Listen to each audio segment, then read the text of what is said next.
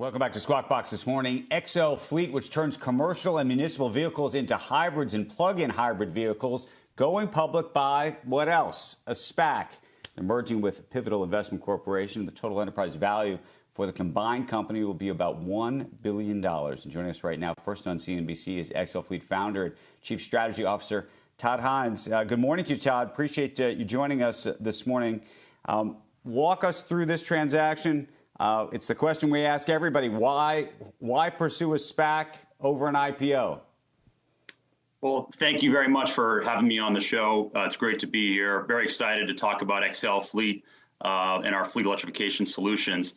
The industry that we're in is clearly taking off and it's moving very quickly. And this provided an extremely fast and efficient way for us to get a significant amount of capital to really build off our leadership position in the industry. We are a leader in the industry with thousands of units on the road, real revenue. We're growing at 3x this year. We'll do over $75 million in revenue next year. So we're a real company that's scaling rapidly in this industry, and we've been able to develop this position on about $50 million of venture funding to date. This capital enables us to really build off of that, grow, invest in more products, expand our offering from hybrid and plug-in to all-electric solutions, and really build out our technology platform to enable charging infrastructure to be deployed more effectively and really deploy a lot of infrastructure capital into this market, which again is massive and just about to take off. So let's talk about two pieces of this. There's the growth piece, which is what everybody's after right now in terms of the investment community, but also the profit piece. What does that look like? Well, we're in a good position with our core business, our current product offering. Again, we have the lowest cost and broadest offering of fleet electrification solutions in North America on a range of vehicles, commercial vehicles that you would see making deliveries, shuttle buses, ambulances, kind of a whole range of different products. So we are out there with positive gross margins, which is also interesting in this industry. So we're going to be profitable off that core business.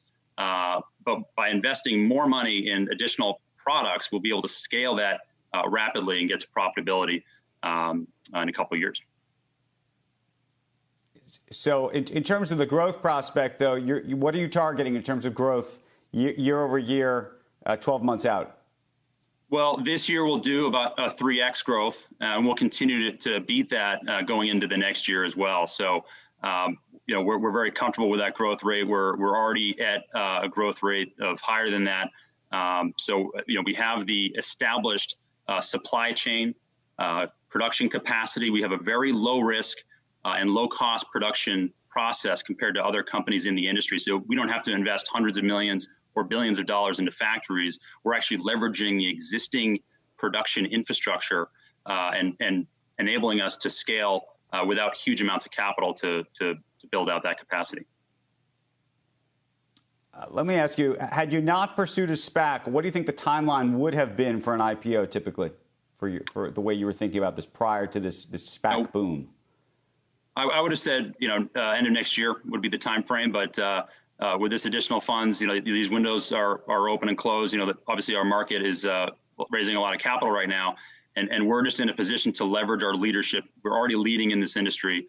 So these additional funds really enable us to move a lot more quickly with, again, proven product. We got major customers that have come back and bought more.